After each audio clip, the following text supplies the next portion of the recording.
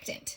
Okay, so soap is a surfactant, which basically means that it can separate hydrophilic and hydrophobic things, and it breaks down the surface tension. So remember how I said liquid has a surface tension, that water likes to stick together? So soap has the ability to break that down, okay? So it breaks down the surface tension. So I'm going to put some food coloring here. So the surface tension keeps the food coloring at the top.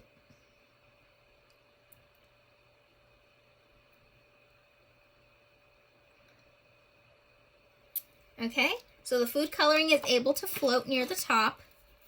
Let's put some green in here.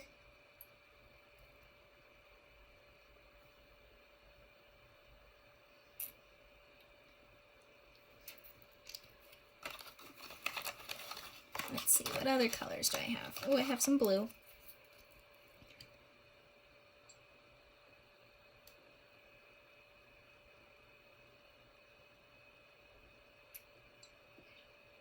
Okay, so I put a bunch of little food coloring dots, and now I'm going to put some soap on my finger before I touch the milk. So I told you that soap has the ability to separate the liquid, which is the water, and the fat.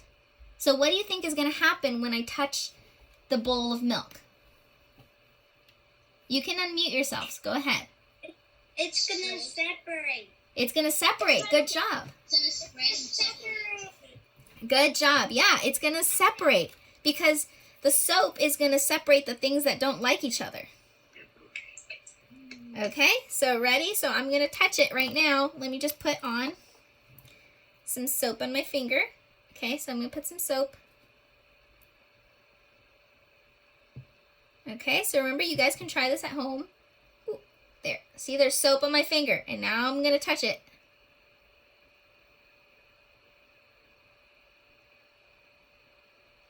That's so cool. Isn't that awesome?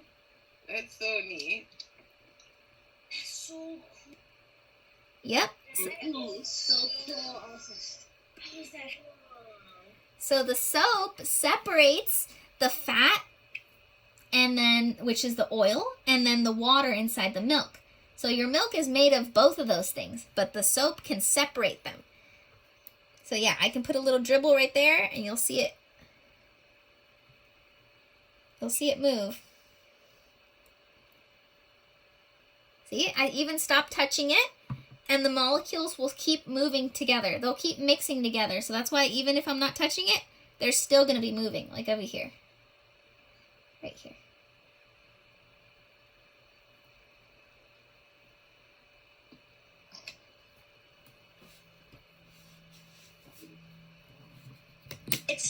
It's just gonna move forever.